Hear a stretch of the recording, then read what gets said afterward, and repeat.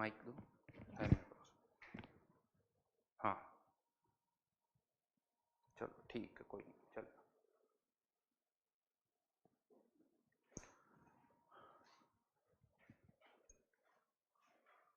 Hello students,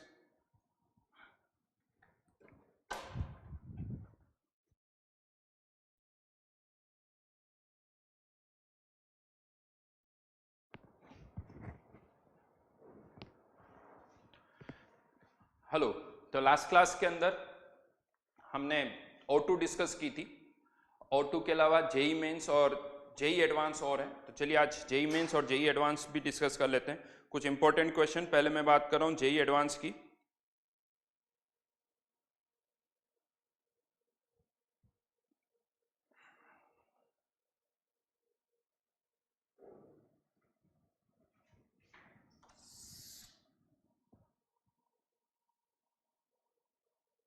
question number 6 JEE advance.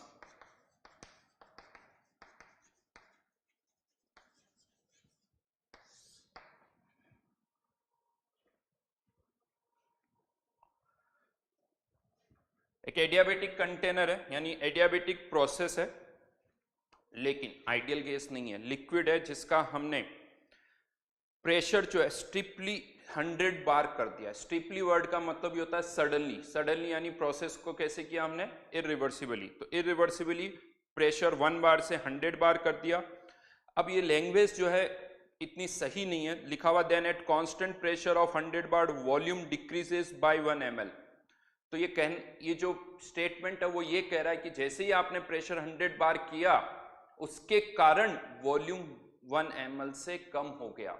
यानी एक ही step है, लिखा हुआ ऐसे जैसे ऐसा लग रहा है कि 2 स्टेप हो रही, नहीं 2 स्टेप नहीं है। हमने प्रेशर बढ़ाया 100 बार का, तो वॉल्यूम उसके कारण 1 ml कम हो गया।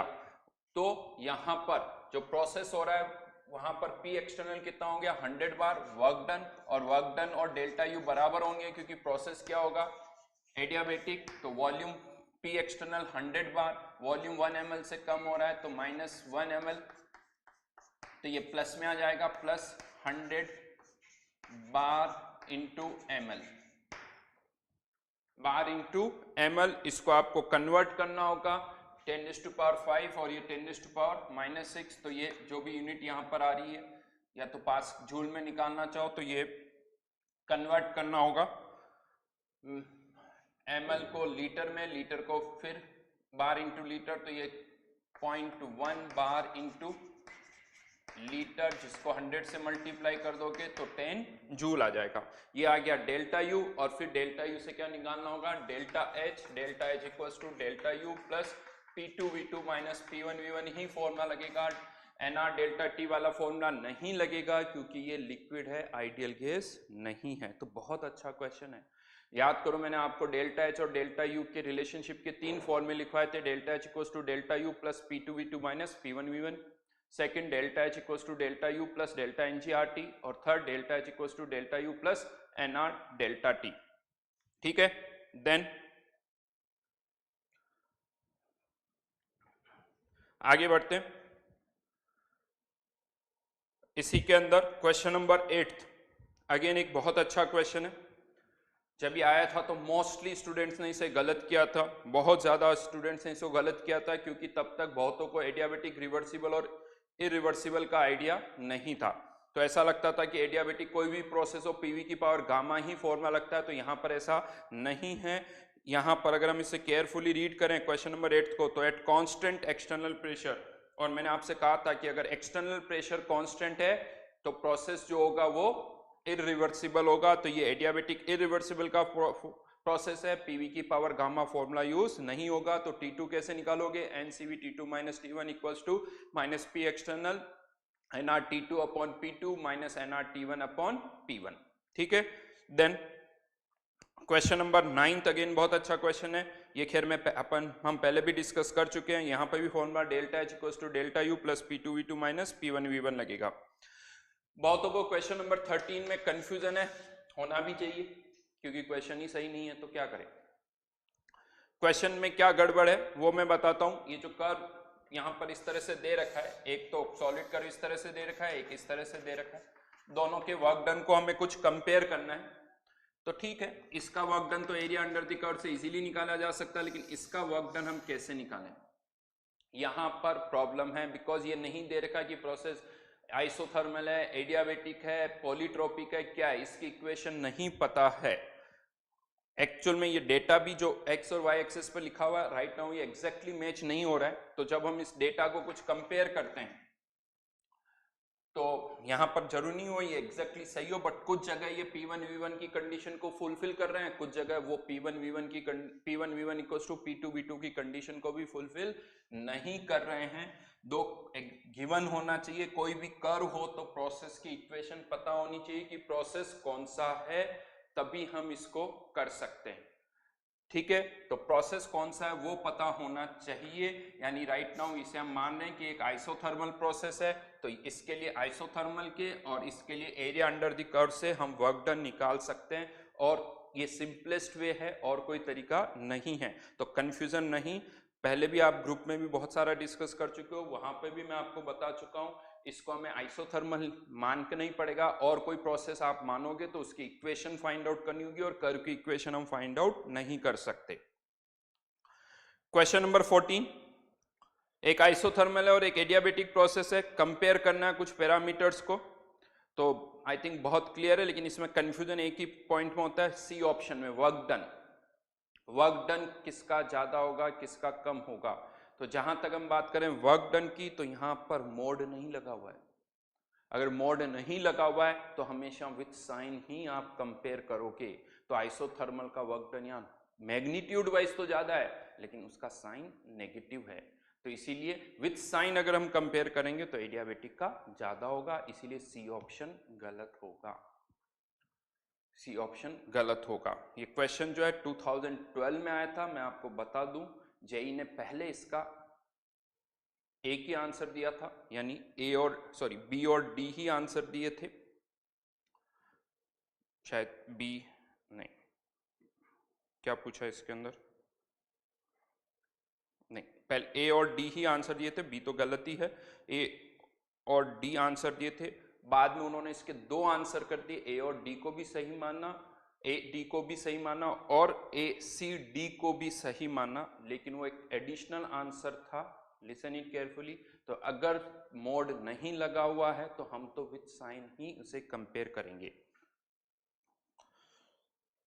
बाकी तो ठीक है। I think question number 15, 16, 17, 18 question वही सारी चीजें जो कर्व में होती है, यहाँ स्टेटमेंट वाइज लिखी हुई, तो ये थोड़ा कॉम्प्लिकेटेड बना देती है इसको।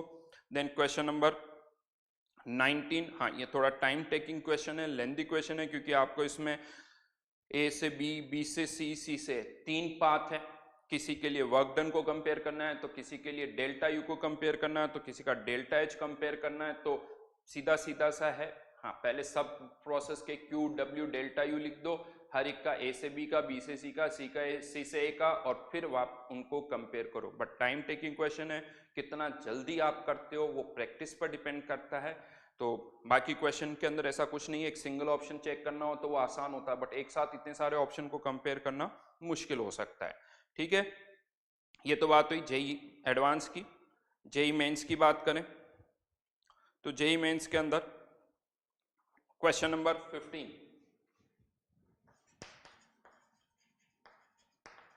Question number 15th question.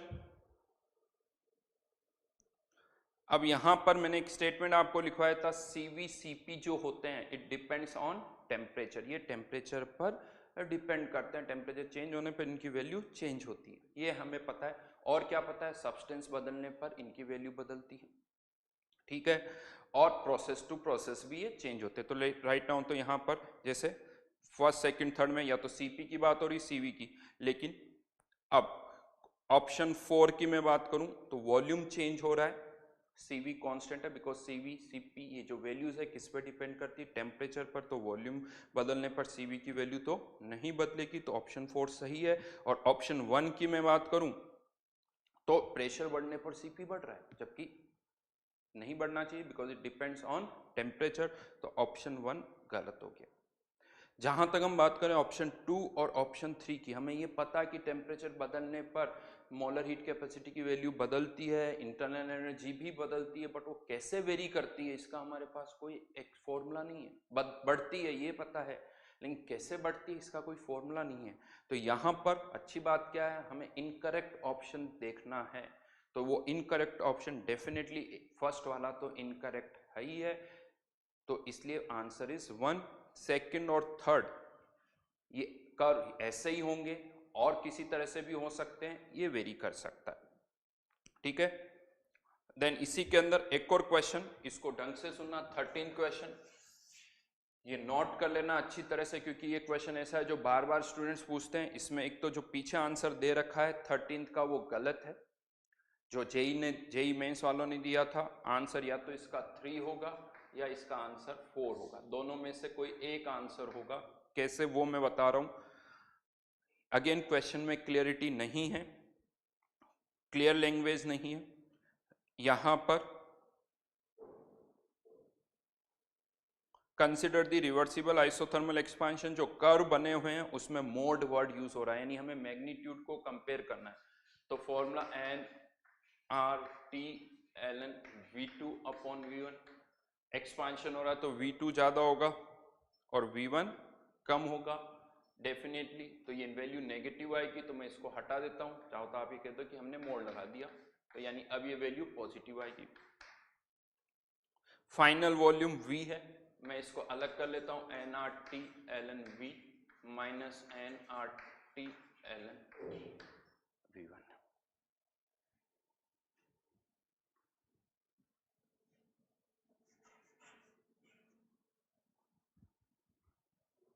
ठीक है, अब ये इनिशियल वॉल्यूम है, इसको तो मैंने लिख दिया V इनिशियल। हाँ, यहाँ पर नहीं दे रखा कि इनिशियल वॉल्यूम कितना है, उसके बारे में कोई इंफॉर्मेशन नहीं। कर्व किसके बीच में प्लॉट कर रहे हैं, वर्क डन, ये तो हमारा हो गया y और ये हमारा हो गया x। ये इस क्या हो गया इसका स्लोप, और ये वाली पूरी वैल्यू क्या हो गई इंटरसेप्ट।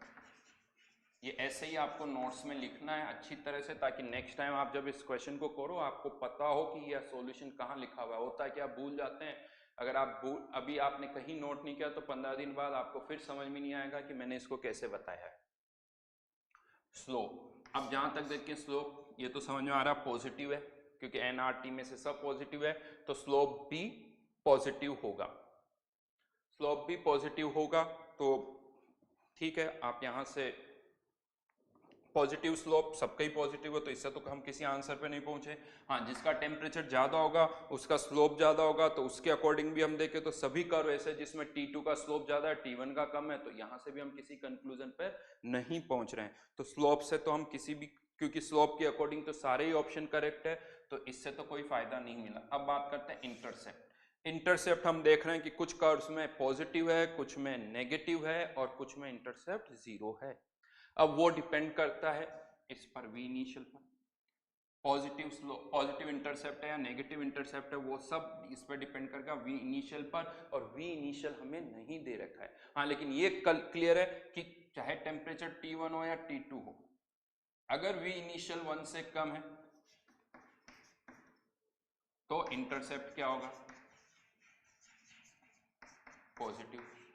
V इनिशियल 0 है तो इंटरसेप्ट भी क्या होगा, ये ऐसा का ऐसा सॉल्यूशन लिख लेना, मैं फिर से, और V इनिशियल ग्रेटर देन 1 है तो इंटरसेप्ट क्या होगा नहीं।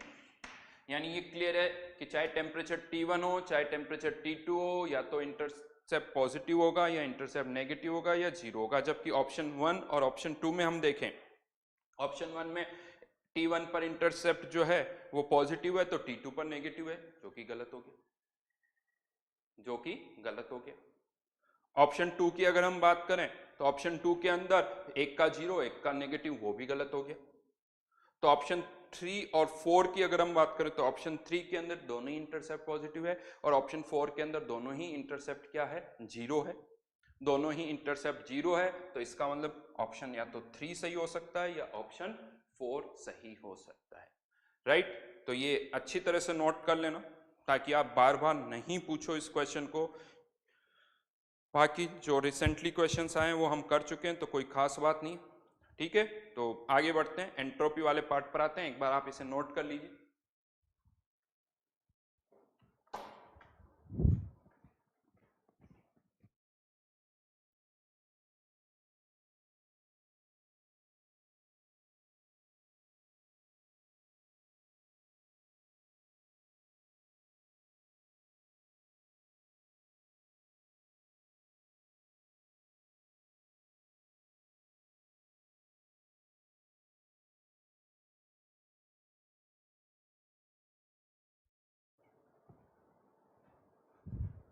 ठीक है,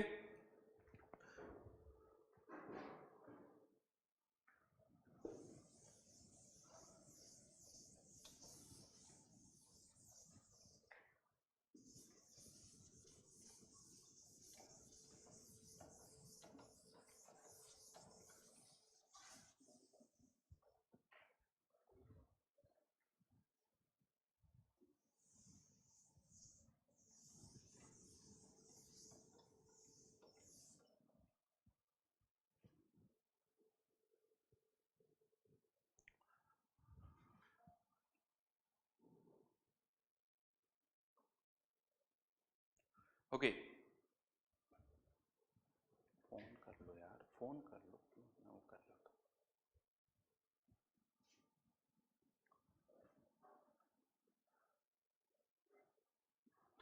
तो लास्ट क्लास के अंदर हमने आइसोथर्मल के क्वेश्चंस किए थे। आइसोथर्मल में डेल्टा एस सिस्टम भी निकाला था, डेल्टा एस सराउंडिंग्स भी निकाला और डेल्टा एस यूनिवर्स भी निकाला था। अब हम उसी को आगे बढ़ते हैं। लास्ट क्लास का जो क्वेश्चन था उसमें मैं आपको फिर से बता देता हूं, तीनों पार्ट में डेल्टा एस सिस्टम सेम आया था। तीनों में डेल्टा एस सिस्टम सेम था बिकॉज सिस्टम को हम 10 एटमॉस्फेयर से कहां लेके जा रहे थे, 1 एटमॉस्फेयर, चाहे रिवर्सिबली जाओ चाहे इरिवर्सिबली जाओ, इनिशियल और फाइनल स्टेट सेम है तो एंट्रोपी चेंज भी सेम होगा, उसमें कोई डिफरेंस नहीं होगा। एंट्रोपी चेंज सेम होगा तो तीनों का डेल्टा एस सिस्टम सेम आया था। कितना आया था? R L N 10, R L N 10। लेकिन अगर हम बात करें डेल्टा एस सराउंडिंग्स की तो तीनों पार्ट का डेल्टा एस सराउंडिंग सेम नहीं था। पहले पार्ट में माइनस आर एल एन 10 था, दूसरे पार्ट के अंदर -9/10 आर था और तीसरे पार्ट के अंदर डेल्टा एस सराउंडिंग 0 था। यहां पर कंफ्यूजन होता है। क्या कंफ्यूजन होता है यहां पर कि सर अगर डेल्टा एस सिस्टम सेम है तो डेल्टा एस सराउंडिंग्स भी सेम होना चाहिए क्योंकि सिस्टम तो वहीं से वहीं जा रहा है। बट माइंड करिए इसको, सिस्टम ए से बी जा रहा है। क्या सिस्टम जब भी ए से बी जाएगा सराउंडिंग्स में हमेशा उतना ही चेंज होगा? सराउंडिंग्स में हमेशा उतना ही चेंज होगा? तो ये कोई जरूरी नहीं है। क्यों नहीं है? बिकॉज यहां पर हम देखें तो इसको मैं पहले दूसरे एग्जांपल से समझाता हूं कि कोई भी काम करने के बहुत सारे तरीके होते हैं। कोई कम एफर्ट्स में करता है तो कोई ज्यादा एफर्ट में करता है, काम वही कर रहा है, लेकिन कोई पर्सन कम एफर्ट में करता है, कोई ज्यादा एफर्ट में करता है, यानी सराउंडिंग्स में जो चेंज आ रहा है वो अलग अलग होगा। या ऐसे यूं समझ लो, मैं कोटा से जयपुर जाता हूं बाई कार, एक तो डायरेक्टली चला जाता हूं, एक दिल्ली होते हुए फिर जयपुर जाता हूं। वैसे आजकल घूमना फिरना बंद है तो वो तो कहीं पे भी नहीं जा सकता, लेकिन फिर भी, या मैं मुंबई होते हुए फिर जयपुर जाता हूँ। तीनों केसेस में कार में जो चेंज आएगा वो तो सेम आया, कार के लिए जो चेंज होगा वो तो सेम है, लेकिन मेरी पॉकेट में जो चेंज होगा वो सेम नहीं होगा, सराउंडिंग्स में चेंज सेम नहीं होगा। तो इन तीनों प्रोसेस में सिस्टम ए से बी जा रहा है, लेकिन सराउंडिंग्स जो है हो सराउंडिंग्स में चेंज कभी सी से डी हो रहा है, कभी सी से ई हो रहा है, तो कभी सी से एफ का भी हो रहा है, सी से। तो ये चेंज सेम नहीं है, राइट? तो यहां पर इसीलिए तीनों का डेल्टा सराउंडिंग्स अलग अलग आया है। ग्राफिकली भी कह सकते हो, एक आइसोथर्मल एक्सपांशन के अंदर अगर जो हम सेम फाइनल प्रेशर है तो फाइनल स्टेट सेम होती है। अब एक और क्वेश्चन करते हैं एडियाबेटिक के लिए। Find delta S system, delta S surroundings and delta S universe for 1 mole non-linear try atomic ideal gas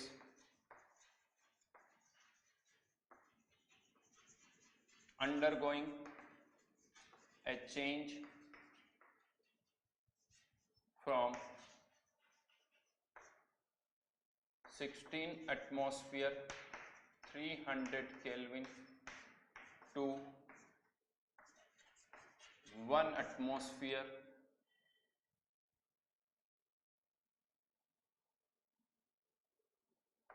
in adiabatic condition. A part reversibly, B part irreversibly और C part free expansion.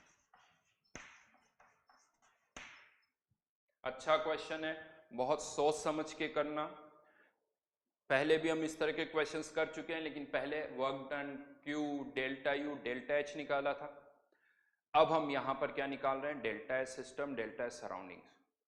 ठीक है, तो delta S system, delta S surroundings कैसे निकालना है वो आपको सोचना होगा। एडियाबेटिक है, 3 तरह से कर रहे हैं, रिवर्सिबली, इरिवर्सिबली, फ्री एक्सपांशन। पहला पार्ट करिए, फिर मैं बताता हूं। सोचिए थोड़ा सा पहले क्या हम कर सकते हैं।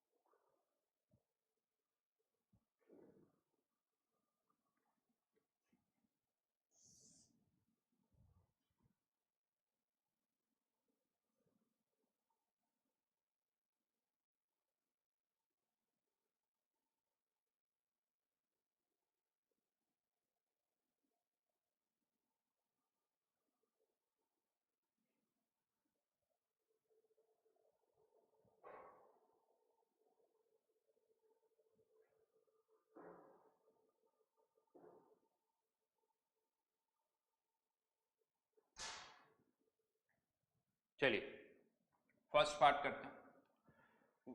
डेल्टा एस सिस्टम, जैसा मैंने आपको पहले भी बताया, अगर सिस्टम का एंट्रोपी चेंज फाइंड आउट करना है तो जैसे ही क्वेश्चन आए आपके माइंड में कौन सा फॉर्मूला आना चाहिए? NCV/ln T2/T1 plus NR/ln V2/V1, या प्रेशर वाला फॉर्मूला। तो यहाँ पर अगर हम देखें तो इनिशियल प्रेशर, टेम्परेचर गिवन है, लेकिन फाइनल प्रेशर ही गिवन है, टेम्परेचर तो नहीं पता। तो पहला काम फाइनल प्रेशर फाइंड आउट करना होगा, फाइनल टेम्परेचर। कौन सा फॉर्मूला लगाओगे? रिवर्सिबल का, P की पावर 1 माइनस गामा, T की पावर गामा। ये हम क्वेश्चन एग्जैक्टली पहले भी कर चुके हैं विथ सेम डेटा। तो मैं यहाँ से टेम्परेचर निकाल रहा हूँ, ये टेम्परेचर आएगा 150 केल्विन। पीछे कर चुके हैं इसीलिए मैं डायरेक्ट लिख रहा हूँ। टेम्परेचर आ गया, डेल्टा एस सिस्टम आपको निकालना है, तो एन Cp, एन की वैल्यू 1, Cp की वैल्यू पुट कर सकते हैं। Cp की वैल्यू कितनी आ जाएगी? मोनोएटॉमिक सॉरी टाइएटॉमिक है तो 4R ln T2 150 upon 300 plus R ln P1/P2 16 upon 1। इसको देखोगे तो 4R ln 1/2, यहाँ पर 2 की पावर 4 तो 4R ln 2, ये वैल्यू क्या आ गई? 0। यानी डेल्टा सिस्टम 0 आ गया। क्या लगता है सही आया? हाँ, बिकॉज इसका एक और तरीका है, दो हम तो हमेशा ऐसे ही करेंगे, लेकिन सिंस यहां पर Q0 है और ये Q जो है एडियाबेटिक का Q0 और राइट नाउ ये जो Q है हमें पता वो Q रिवर्सिबल है, तो इससे सिंस ये Q रिवर्सिबल है इससे, इसलिए हम इससे सिस्टम का एंट्रोपी चेंज फाइंड आउट कर सकते हैं। और यहाँ पर ये Q रिवर्सिबल बाई T, तो ये क्या आना चाहिए? 0 आना चाहिए। यस, इसका मतलब आप कह सकते हो कि एडियाबेटिक रिवर्सिबल प्रोसेस में, अगर एक एडियाबेटिक रिवर्सिबल प्रोसेस है तो डेल्टा एस सिस्टम हमेशा 0 होगा। चाहो तो नोट कर सकते हो, for adiabatic reversible process delta S system is always 0। Delta S system is always 0। Second part पर आते हैं। क्या सेकेंड पार्ट का डेल्टा एस सिस्टम भी वही रहेगा? नहीं रहेगा, बिकॉज अब हम यहां पर एडियाबेटिक में ए से बी नहीं जा रहे हैं। एडियाबेटिक इरिवर्सिबल अगर आप करोगे तो ए से कहीं और जाओगे, क्योंकि रिवर्सिबल में आप बी पॉइंट पे गए हो, तो इरिवर्सिबल में किसी और पॉइंट पे जाओगे, यानी डेल्टा सिस्टम का आंसर अलग होगा। हाँ, यहाँ पर बहुतों को थॉट आता है फिर से, सर एडियाबेटिक का तो क्यू तो फिर से 0 है यहाँ पर, तो क्या इसको यूज कर ले? नहीं, क्योंकि अब की बार ये क्यू रिवर्सिबल नहीं, क्यू इरिवर्सिबल है। इससे आप सिस्टम का एंट्रोपी चेंज नहीं निकाल सकते हो, इससे आप सिस्टम का एंट्रोपी चेंज नहीं निकाल सकते हो। तो कैसे निकालेंगे सिस्टम का एंट्रोपी चेंज? फिर से वही बोलूंगा, मैंने आपसे पहले भी कहा है, फॉर्मूला डेल्टा सिस्टम निकालने के लिए हमेशा क्या करना होगा? NCP ln T2 by T1 plus NR ln P1 by P2। लेकिन यहाँ पर पहले आपको फिर से क्या निकालना पड़ेगा? T2 निकालना पड़ेगा, जो कि एक बार हम पहले भी कर चुके हैं। NR T2 upon 1 minus NR T1 upon 16, यहाँ से T2 निकाला था, रफली वो कितना आया था? 230 केल्विन। तो डेल्टा सिस्टम की वैल्यू यहाँ पर कितनी आ जाएगी?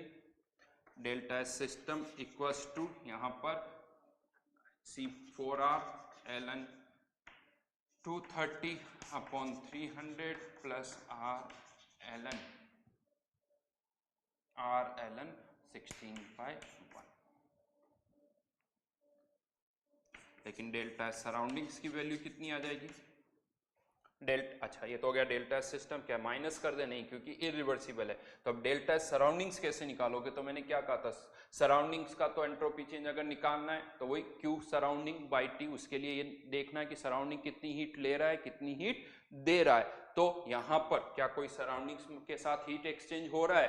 राइट नाउ एडियाबेटिक में तो नहीं हो रहा है। तो एक एडियाबेटिक प्रोसेस के अंदर कभी भी सराउंडिंग के साथ कोई हीट एक्सचेंज नहीं होगा, चाहे वो रिवर्सिबल एडियाबेटिक हो चाहे वो इरिवर्सिबल एडियाबेटिक हो। तो इस Q से हम सराउंडिंग्स का एंट्रोपी चेंज तो निकाल सकते हैं, बिकॉज अगर सिस्टम का Q 0 है तो सराउंडिंग्स का भी Q 0 होगा। तो Q सराउंडिंग बाई T, तो ये 0 हो जाएगा, चाहे वो Q इरिवर्सिबल हो चाहे वो Q रिवर्सिबल हो, क्योंकि for surrounding all the process are reversible. उसी तरह से यानी डेल्टा सराउंडिंग सेकंड पार्ट में भी 0 और डेल्टा सराउंडिंग फर्स्ट पार्ट का भी 0 होगा, क्योंकि फर्स्ट पार्ट का भी Q 0 है, फर्स्ट पार्ट का भी Q 0 है। यस, तो इसका मतलब हम ये भी कह सकते हैं कि एक एडियाबेटिक प्रोसेस चाहे रिवर्सिबल हो चाहे इरिवर्सिबल हो, डेल्टा सराउंडिंग्स तो हमेशा ही 0 होगा। यस, वापस से बोल रहा हूँ, एडियाबेटिक प्रोसेस में डेल्टा सराउंडिंग्स हमेशा ही 0 होगा, चाहे वो रिवर्सिबल हो चाहे वो इरिवर्सिबल हो। जबकि डेल्टा सिस्टम तभी 0 होगा जब वो प्रोसेस रिवर्सिबल होगा, इरिवर्सिबल में 0 नहीं होगा। ठीक है, देखिए हर जगह कंडीशंस जो है ना, ये रिवर्सिबल इरिवर्सिबल, कहीं आइडियल कभी रियल, तो ये बहुत बार यूज करोगे तब जाके ये माइंड में आएगी। तो ये था सेकंड पार्ट। दोनों पार्ट का डेल्टा सिस्टम अलग अलग है, सेम नहीं है। दोनों का डेल्टा सराउंडिंग 0 है, बिकॉज सराउंडिंग के साथ कोई हीट ट्रांसफर नहीं हो रहा है। देन अगर हम थर्ड पार्ट की बात करें तो third part free expansion. Free expansion के लिए भी मैंने आपसे कहा था ये भी क्या होता है? इरिवर्सिबल। तो NCV T2 minus T1 equals to P external 0। तो T2 इक्वल्स टू T1 जो कि कितना है 300, यानी टेम्परेचर में कोई चेंज नहीं हो रहा है। वो डायरेक्टली भी कह सकते थे एडियाबेटिक है, Q0 फ्री एक्सपांशन है, वर्क डन 0, तो फर्स्ट लॉ से डेल्टा U 0 और डेल्टा U 0 तो डेल्टा T 0 यानी टेम्परेचर कांस्टेंट, तो डेल्टा एस सिस्टम अब क्या हो जाएगा, फिर से फॉर्मूला, लेकिन पहले वाली term 0, R ln pressure P1 upon P2, temperature constant है इसलिए NCV ln T2 by T1 0, तो ये आ गया डेल्टा एस सिस्टम। हाँ, जहां तक हम बात करें डेल्टा एस सराउंडिंग्स की, तो कोई सराउंडिंग के साथ हीट ट्रांसफर नहीं हो रहा है, तो डेल्टा एस सराउंडिंग्स क्या हो जाएगा, 0 हो जाएगा। डेल्टा सराउंडिंग्स क्या हो जाएगा, 0 हो जाएगा।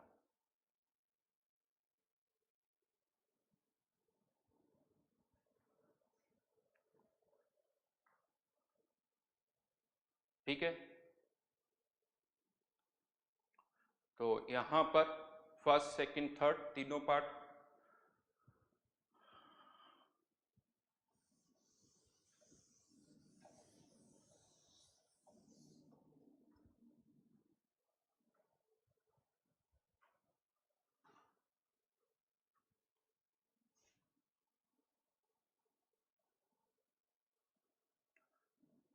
दोनों को एक साथ करो, आइसोथर्मल और एडियाबेटिक। अब दोनों में डिफरेंस देखना, और अब यहाँ पर आपको इनको मुझे समझाना आसान है। आसान केस है, जैसे मैं कह पा रहा हूँ कि तीनों में आइसोथर्मल का केस है तो डेल्टा सिस्टम सेम होगा। क्यों सेम होगा, क्योंकि आप कह सकते हो तीनों में इनिशियल और फाइनल स्टेट सेम है, जबकि एडियाबेटिक में डेल्टा सिस्टम तीनों पार्ट का सेम नहीं है, क्योंकि इसमें इनिशियल स्टेट तो सेम है लेकिन फाइनल स्टेट सेम नहीं है। एडियाबेटिक रिवर्सिबल में फाइनल स्टेप कुछ और है, इरिवर्सिबल में कुछ और है, और फ्री एक्सपांशन में कुछ और तरीके से है। तो तीनों के अंदर फाइनल स्टेप जो है वो यहाँ पर सेम नहीं है, इसीलिए तीनों में डेल्टा सिस्टम अलग अलग आ रहा है। ये क्वेश्चन मैं आपसे फिर से कह रहा हूँ, एक नहीं दो नहीं, बहुत बार आपको करना होगा, रिपीट करना होगा, तब जाके क्लियर होगा।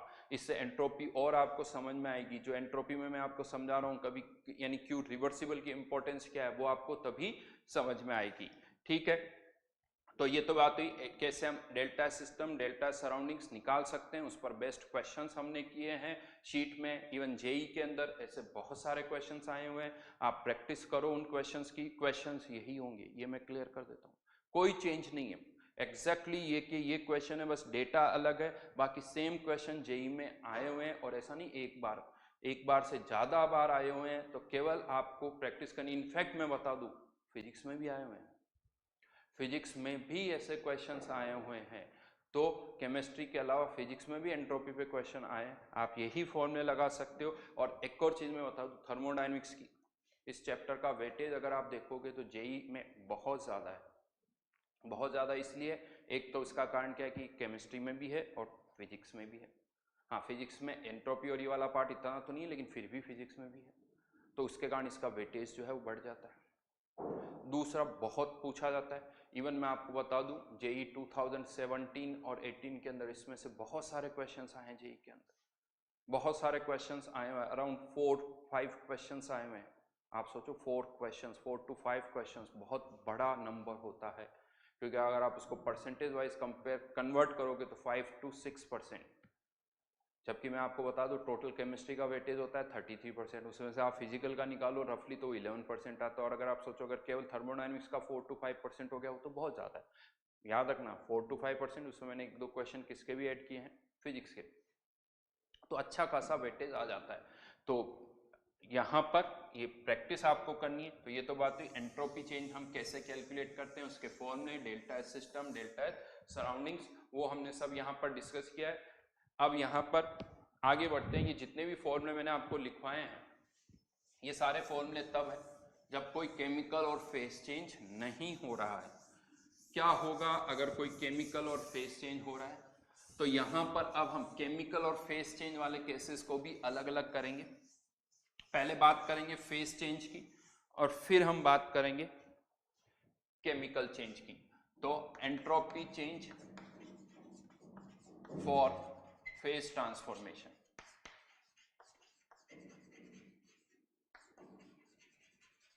ट्रांसफॉर्मेशन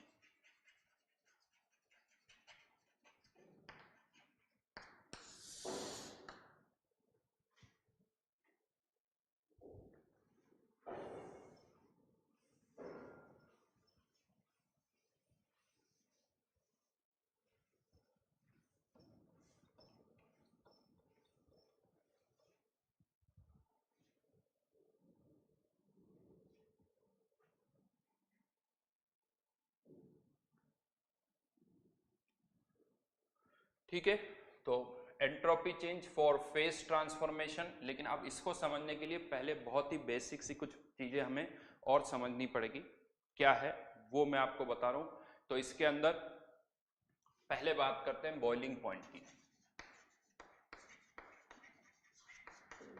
कह सकते हो बहुत ही सिंपल सी एक टर्म है, लेकिन मेरा मानना है कि जो जेई देते हैं ना, इवन जो जेई देते हैं पूरी तैयारी के साथ भी 99% को बॉइलिंग पॉइंट क्या होता है वो नहीं पता होता है। और ये एक ऐसी टर्म है जिसको सभी हम जानते हैं, जो केमिस्ट्री पढ़ते हैं, जो साइंस लेते हैं, जो साइंस नहीं लेते हैं, सबको पता है बॉइलिंग पॉइंट वर्ड क्या होता है।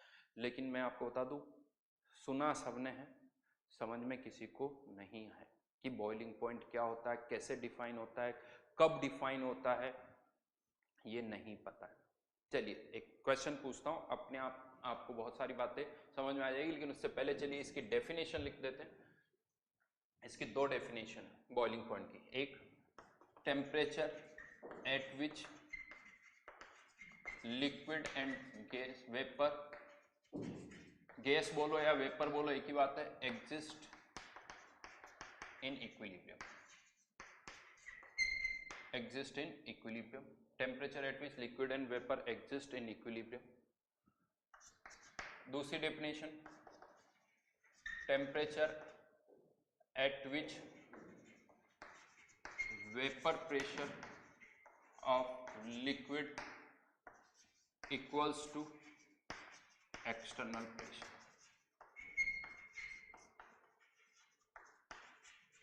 Vapour pressure of liquid equals to external pressure, ये दो डेफिनेशन है। एक्सटर्नल या एटमॉस्फेयर, अगर बाहर एटमॉस्फेयर है तो आप एटमॉस्फेयर यूज कर सकते हो। अब मेरा एक क्वेश्चन है आप सभी से, ये दोनों डेफिनेशन में से आप कौन सी भी यूज कर सकते हो, जो ज्यादा कन्वीनियंट हो, आपको लगे कि ये ज्यादा कन्वीनियंट है, वो हम यूज कर सकते हैं। तो 1 एटमॉस्फेयर 400 केल्विन पर मेरे पास लेट से 1 किलोग्राम H2O है, H2O मैंने बोला 1 किलोग्राम, 1000 ग्राम H2O है। क्वेश्चन मेरा ये है कि 1 एटमॉस्फेयर 400 केल्विन पर इस H2O की फिजिकल स्टेट क्या होगी, सॉलिड, लिक्विड या गैस। 1 एटमॉस्फेयर 400 केल्विन पर इस H2O की फिजिकल स्टेट क्या होगी। बहुत ढंग से सुनिएगा, ये चीज बहुत अच्छी तरह से सुनना ही है। 1 एटमॉस्फेयर 400 केल्विन, यस, मोस्टली जो आंसर मुझे मिलते हैं वो यही मिलते हैं गैसेस स्टेट में। ठीक है, लिख दिया मैंने। अभी क्या सही क्या गलत वो तो बाद में बात करेंगे। फिर नेक्स्ट क्वेश्चन है, 1 एटमॉस्फेयर 300 केल्विन पर क्या होगा, लिक्विड, क्या लिक्विड होगा, ओनली लिक्विड, ओनली लिक्विड बोलूं या थोड़ी बहुत वेपर्स भी, क्या कहते हो। तो यहां थोड़ा डाउट आता है, डाउट आता है कि नहीं सर एक कंटेनर में आप 300 केल्विन पे भी पानी लोगे तो इसका कुछ ना कुछ वेपर प्रेशर तो होगा ही होगा, इसका कुछ ना कुछ वेपर प्रेशर तो होगा ही होगा। तो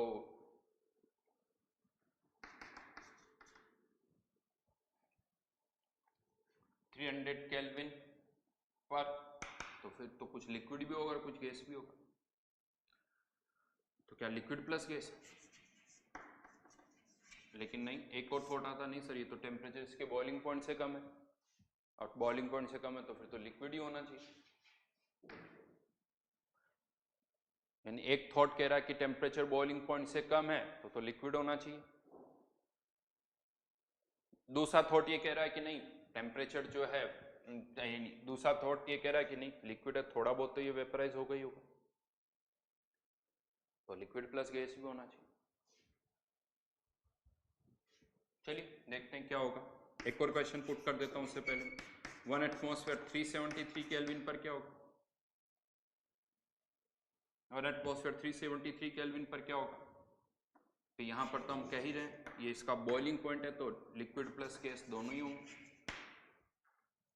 आई थिंक इसमें कोई कंफ्यूजन नहीं। तो मेनली कंफ्यूजन किसमें, इस वाले पार्ट पर है। आई थिंक कह सकते हो यहां पर भी हमें कंफ्यूजन नहीं है, यहां पर भी नहीं है, लेकिन यहां पर अब वापस से आते हैं। अगर मैं इसको वापस से बात करूं तो 300 केल्विन, अगर इस एंगल से देखें कि ये बॉइलिंग पॉइंट से कम है तो केवल लिक्विड होगा, बात कुछ हद तक लगता सही है।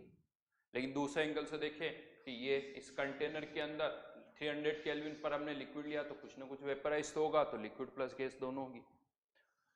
और अगर मैं लिक्विड प्लस गैस को सही मानूं तो यहां पर भी अगर लिक्विड और गैस दोनों एग्जिस्ट कर रही है तो फिर तो 300 केल्विन भी वाटर का क्या होगा, बॉइलिंग पॉइंट होगा। अगर लिक्विड प्लस गैस मैं कहता हूं तो 300 केल्विन भी वाटर का बॉइलिंग पॉइंट होगा, बिकॉज यहां पर लिखा हुआ temperature at which liquid and vapour exist in equilibrium. हाँ, बहुतों को ये लगता नहीं सर यहां पर लिक्विड और गैस तो होगी लेकिन वो इक्विलिब्रियम पर नहीं होगी, वो इक्विलिब्रियम पर नहीं होगी। अब इस सेंटेंस को भी थोड़ा सा समझना होगा। मैंने आपसे पूछा कि लिक्विड और गैस दोनों है, तो आपने कह दिया नहीं सर वो इक्विलिब्रियम पर नहीं है। इक्विलिब्रियम पर नहीं है, इस सेंटेंस का मतलब पता है क्या होता है, कि मतलब वहां कुछ चेंज हो रहा है। और कुछ चेंज हो रहा है तो अगर 2 मिनट पहले आपने बोला कि इक्विलिब्रियम पर नहीं है तो अब तक तो कुछ चेंज हो गया होगा, और 2 मिनट बाद और कुछ चेंज हो जाएगा अगर इक्विलिब्रियम नहीं है। आप और मैं कोई भी आंसर जो देते हैं वो तभी दे सकते हैं जब सिस्टम इक्विलिब्रियम पर आ जाए, तभी आंसर दे सकते हो आप। यानी जब कोई चेंज नहीं हो रहा हो तभी आप आंसर दे दो। अगर चेंज हो रहा तो आपका आंसर तो बदल जाएगा।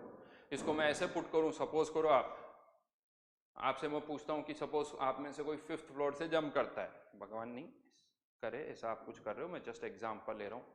तो अब मैं आपसे पूछूं कहां गिरोगे, तो आप क्या बोलोगे, नहीं सर 2nd फ्लोर पर, क्योंकि 2nd फ्लोर होते हुए फिर 1st फ्लोर, फिर ऐसे जाओगे, ऐसे बोलोगे क्या? आप आंसर क्या देते हो? हाँ मुझे पता फाइनल आंसर कुछ और है यहाँ पर, बट फिर भी ग्राउंड पर, यानी फाइनली, क्योंकि अगर आप 3rd फ्लोर 2nd फ्लोर बोलते हो तो वहां तो चेंज हो रहा है, वो इक्विलिब्रियम नहीं है, फाइनल आंसर आप देते हो।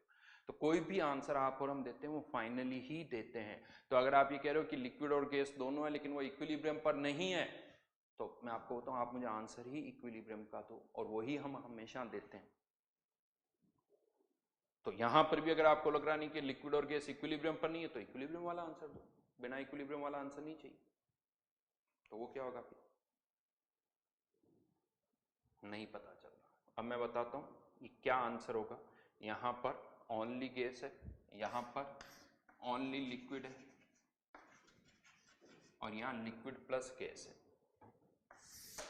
कैसे, उसको समझने के लिए आपको कंटेनर से स्टार्ट करना होगा, और केमिस्ट्री के अंदर इन कंटेनर की अच्छी खासी इंपॉर्टेंस है। और कंटेनर 2 तरह के होते हैं, एक जिसका वॉल्यूम कांस्टेंट होता है और एक जिसका प्रेशर कांस्टेंट होता है। प्रेशर कांस्टेंट मतलब कंटेनर में क्या लगा होना चाहिए, पिस्टन। ये बहुत जरूरी है कि जब भी आप कुछ इमेजिन कर रहे हो प्रोसेस को, तो वो कंटेनर कौन सा है वो पिक्चर आपके माइंड में सही सही बननी चाहिए। अगर वॉल्यूम कांस्टेंट तो ये वाली पिक्चर, प्रेशर कांस्टेंट तो ये वाली पिक्चर। और ये सारा जो डिस्कशन हो रहा है बॉइलिंग पॉइंट वाला, ये जो सारे क्वेश्चन मैंने आपसे पूछे, इन सब में प्रेशर कांस्टेंट, और इन सब में अगर प्रेशर कांस्टेंट है तो कंटेनर कौन सा होना चाहिए, जिसमें पिस्टन लगा हुआ है। इस कंटेनर से रिजल्ट आएंगे। कंफ्यूजन सारा कहाँ क्यों क्रिएट हो रहा है, क्योंकि आप इस कंटेनर से भी सोच रहे हो। पहले मैं आप इससे समझाता हूँ, इस कंटेनर से क्या ये सब कुछ क्लियर होगा, पहले वो देखते हैं। तो यहाँ पर बात करते हैं 1 एटमॉस्फेयर 400 केल्विन। इमेजिन करो एक कंटेनर है जिसमें बाहर का प्रेशर है 1 एटमॉस्फेयर, यहाँ पर मैंने पानी भर दिया किस टेम्परेचर पर, 400 केल्विन पर। और हम सबको पता है वाटर का जो वेपर प्रेशर होता है 373 केल्विन पर 1 एटमॉस्फेयर होता है। तो 400 केल्विन पर तो उससे थोड़ा ज़्यादा होगा। रफली एक डेटा ले रहा हूँ, मान लेता हूँ ये कितना हो गया, 1.1 एटमॉस्फेयर। 1.1 एटमॉस्फेयर। मैंने इस पिस्टन को होल्ड किया हुआ है। पिस्टन को अगर मैंने पकड़ा हुआ है तो बाहर के प्रेशर का अंदर कोई इफेक्ट नहीं होगा। अगर इस पिस्टन को होल्ड किया हुआ है तो इस कंटेनर में और इसमें कोई डिफरेंस नहीं है, अगर मैंने इसको होल्ड किया हुआ है। अब क्या होगा, ये पानी वेपराइज होगा। कब तक वेपराइज होगा, जब तक प्रेशर यहाँ 1.1 एटमॉस्फेयर नहीं हो जाता।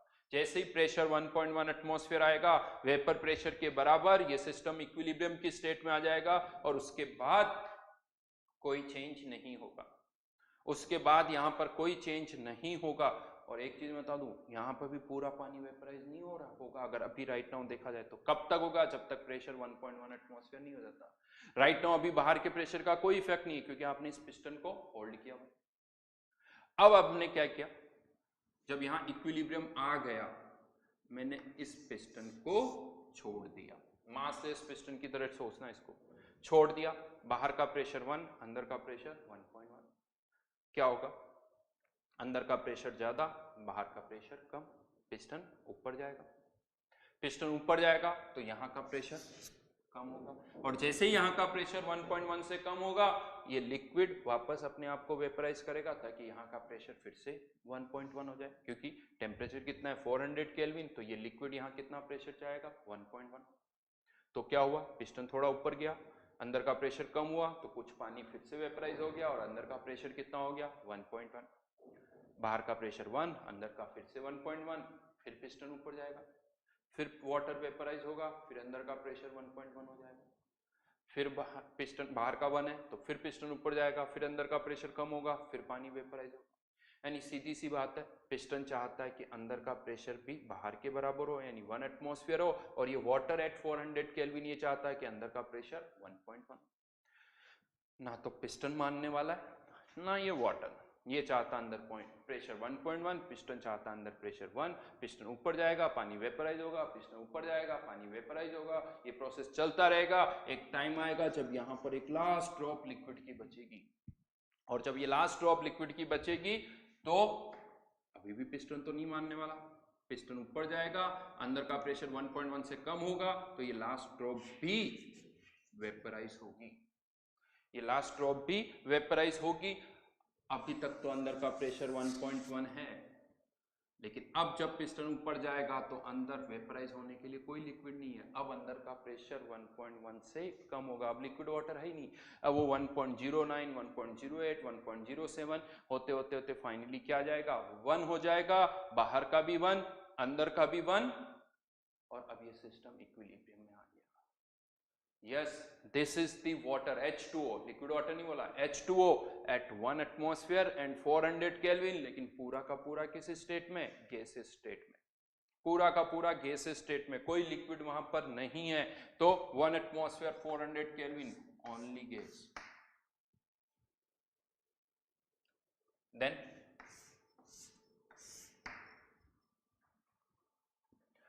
300 पे बात करते हैं, बाहर का प्रेशर वही 1 एटमॉस्फेयर, यहां पर डाल दिया 300 केल्विन पर, 300 केल्विन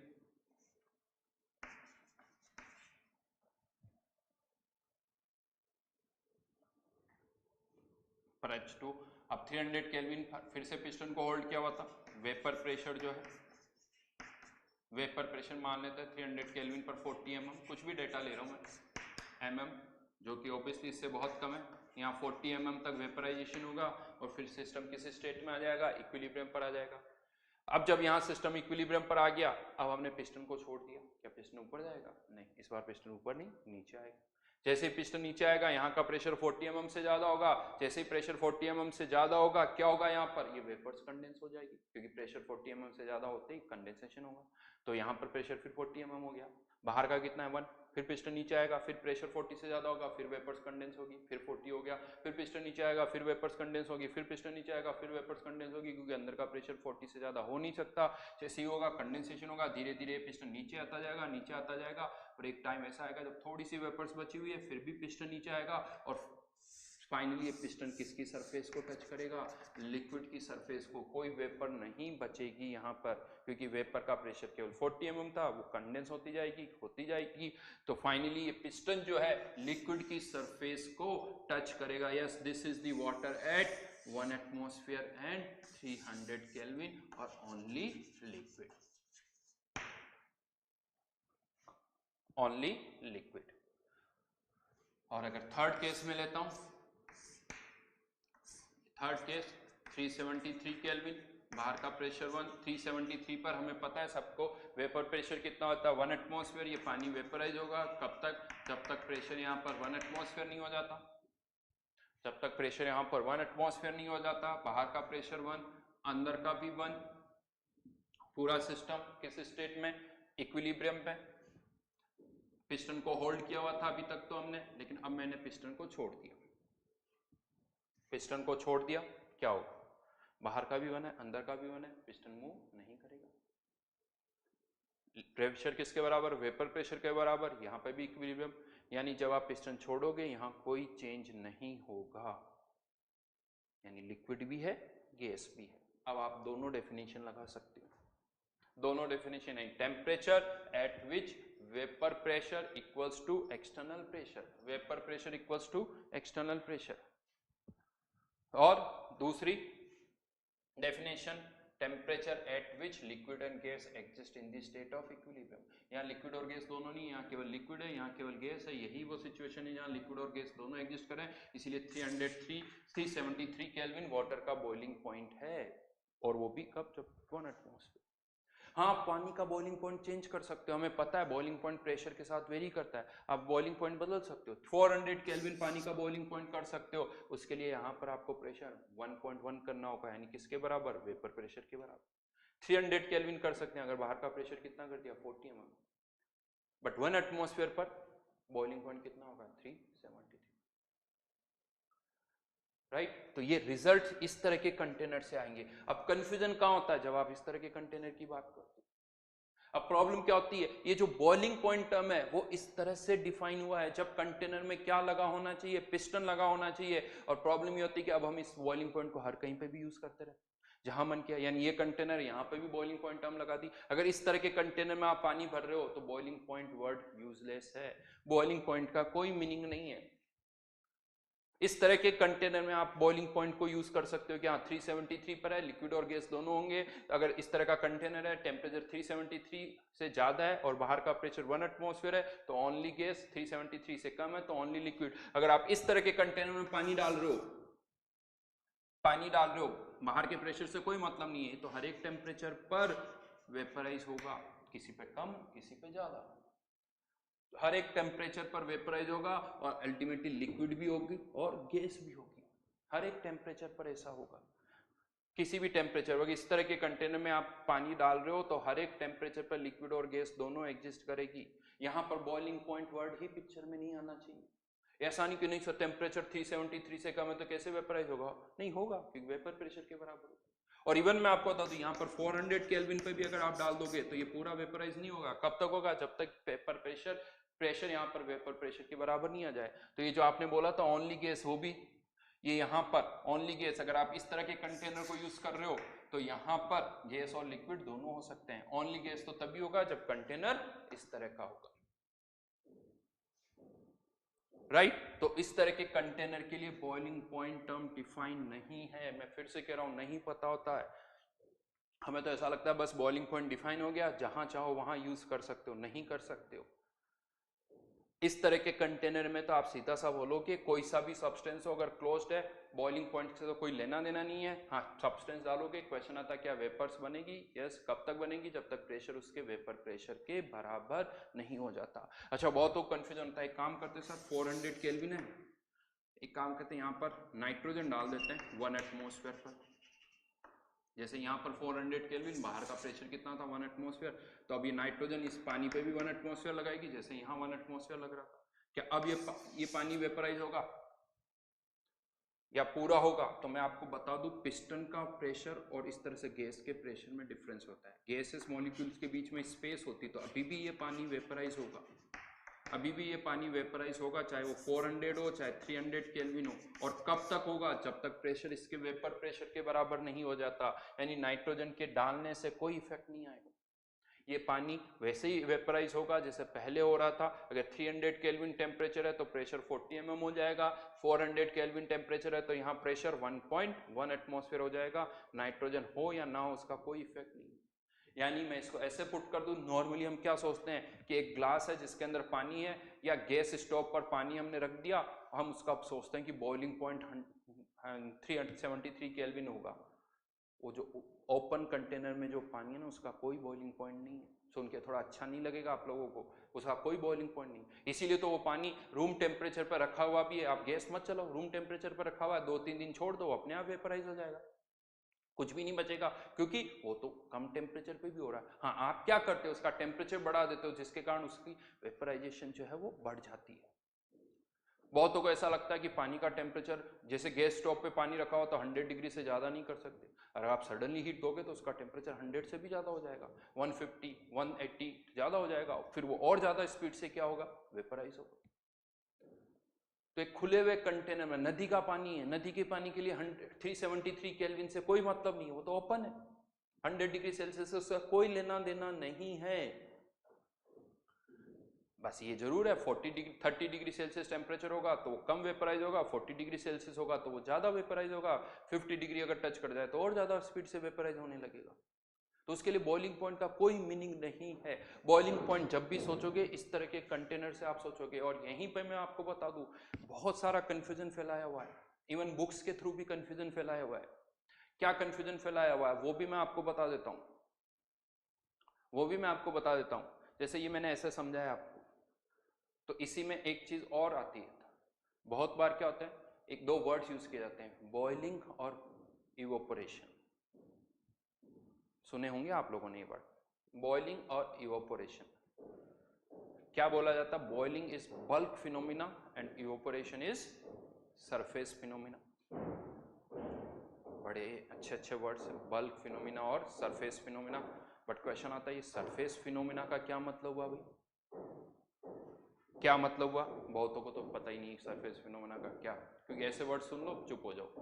कभी कभी ऐसा होता कुछ नहीं समझ में आ रहा है, क्या करे, कुछ ने क्वेश्चन पूछा, 2-3 हाई-फाई वर्ड बोल दो, सामने वाला सोचेगा ये क्या, नहीं पता, चुप हो जाएगा। सरफेस फिनोमेना क्या होता है, तो जब पूछते हैं सरफेस फिनोमेना क्या है, तो इवोपोरेशन में केवल सरफेस से ही मॉलिक्यूल वेपराइज होते हैं, जबकि बल्क फिनोमेना में मॉलिक्यूल अंदर से वेपराइज होते हैं। मैं डायग्राम वापस से बना दूं, बहुत सारी चीजें।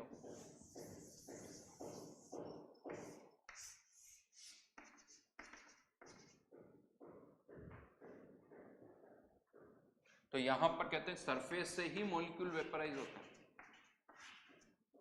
जबकि बल्क फिनोमिना की बात करें तो कहते अंदर से जाते हैं, अंदर से मॉलिक्यूल वेपराइज होते हैं। ये बड़ा अजीब सा सेंटेंस है, आप सोचो अंदर से, यानी ये मॉलिक्यूल यहां था, इसे यहां जाना तो यहां से गायब हो जाएगा और यहां अपीयर हो जाएगा, ऐसा तो नहीं होगा, ऐसा तो नहीं होगा। तो फिर ऑब्वियसली ये भी जाएगा वेपराइज, तो सरफेस पे जाएगा और फिर वेपराइज होगा, सरफेस पे जाके फिर ही हो पाएगा ना, बिना उसके तो नहीं हो सकता। तो फिर तो ये भी सरफेस है, और कोई भी मॉलिक्यूल जो यहां जाएगा वो सरफेस से होते हुए ही जाएगा, बिना उसके नहीं जा सकता। और मॉलिक्यूल्स तो लिक्विड में सारे ही मूव कर रहे हैं, ये थोड़ी फिक्स है कि 300 केल्विन पर जो सरफेस पर है वो सरफेस पे रहेंगे, वो कभी नीचे नहीं जाएंगे, वो तो कंटिन्यूसली मूव कर रहे हैं, सरफेस वाले नीचे जा रहे हैं, नीचे वाले सरफेस पे आ रहे हैं, तो कंटिन्यूसली मूव कर रहे हैं। तो फिर तो क्यों, ये कंफ्यूज करने के लिए, सर कंफ्यूज करने के लिए ये बनाया गया सरफेस फिनोमिना, बल्क फिनोमिना। क्यों, क्योंकि प्रॉब्लम क्या है, कैसे समझाए, एक तरफ तो कह दिया कि बॉइलिंग पॉइंट कि 373 से ज्यादा टेम्परेचर होगा तभी वेपराइजेशन होगा, लिक्विड जो है वेपर में जाएगा। अब यहां तो फंस गए, यहां पर हम क्या देख रहे हैं, 300 केल्विन पर भी ऐसा ही हो रहा है, 300 केल्विन पर भी ऐसा ही हो रहा है, तो अब इसको कैसे समझाया जाए, तो इसके लिए क्या कह दो कि नहीं ये बॉइलिंग नहीं है, ये इवोपोरेशन है, और ये क्या है, ये बॉइलिंग है, और ये क्या है, जा तो लिक्विड से गैस में ही रहा है। तो यहां पर कोई, मेरे लिए कोई दो अलग अलग वर्ड नहीं है, हर एक चीज लिक्विड गैस में जा रहा है। अब आप इसको कितने भी नाम देना चाहो वो आप पर डिपेंड करता है, बस मैं ये कह रहा हूं कि तो आप बना तो बॉइलिंग वर्ड ज्यादा यूज करो, बॉइलिंग पॉइंट एक वर्ड है, बॉइलिंग पॉइंट, बॉइलिंग वर्ड को यूज मत करो, बॉइलिंग पॉइंट एक वर्ड है। हाँ, हर एक में क्या हो रहा है, इवोपोरेशन हो रहा है, हर एक में क्या हो रहा है, इवोपोरेशन हो रहा है, यहां पर भी, यहां पर भी। ये क्यों कहा जाता है बहुतों को, क्योंकि अब यहां से कैसे समझाएं, तो कह दो यहाँ इवोपोरेशन है वो बॉइलिंग है, जबकि ये डिफरेंस नहीं है। इवन कुछ बुक्स के अंदर वेपर और गैस में भी डिफरेंस क्रिएट किया जाता है। वेपर किसे बोलते हैं, जो लिक्विड से बने, गैस जो गैस है, मतलब ऑक्सीजन क्या है, गैस। अच्छा, मैं ऑक्सीजन को लिक्विड में कन्वर्ट कर दूं, लिक्विड ऑक्सीजन होती है, और फिर उसको वापस कन्वर्ट कर दूं, तो फिर क्या बोलूंगा उसे, गैस या लिक्विड, गैस या वेपर, सब कुछ एक, वेपर बोलो गैस बोलो। आइडियल मानते हो तो पीवी कोस टू सब, पीवी कोस टू एनआरटी सब पे लगेगी, नहीं तो वंडरवॉल इक्वेशन जो है वो सब पर लगेगी, राइट। तो उनमें कोई डिफरेंस नहीं है, तो ये याद रखना यहां पर कि लिक्विड, एक तो वर्ड बॉइलिंग पॉइंट, क्योंकि ये जो मैं अभी समझाऊंगा उसके लिए बहुत जरूरी है, और आगे चल के एक चैप्टर और आएगा लिक्विड सॉल्यूशन, वो पूरा चैप्टर बॉइलिंग पॉइंट पर है, वो पूरा चैप्टर बॉइलिंग पॉइंट पर है। और लेकिन मैं आपको बता दूं, वो चैप्टर सब लोग पढ़ते हैं, लेकिन एट द एंड ये क्वेश्चन पूछोगे तो उन्हें नहीं पता होगा कि बॉइलिंग पॉइंट कहाँ डिफाइंड है, कहाँ नहीं डिफाइंड है। हर जगह बॉइलिंग पॉइंट डिफाइन नहीं होता है, इस तरह के कंटेनर है तभी डिफाइन होगा, अदरवाइज बॉइलिंग पॉइंट जो है वो टर्म जो है वो डिफाइन नहीं होगी।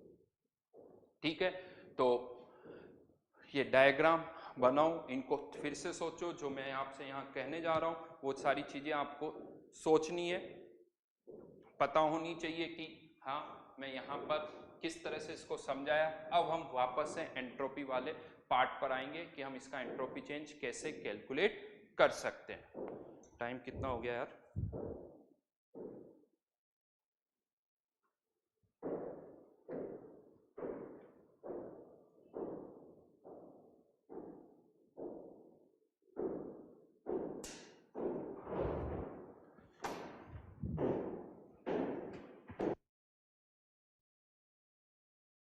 हर बाहर चले जाते हैं, 1 घंटा हुआ।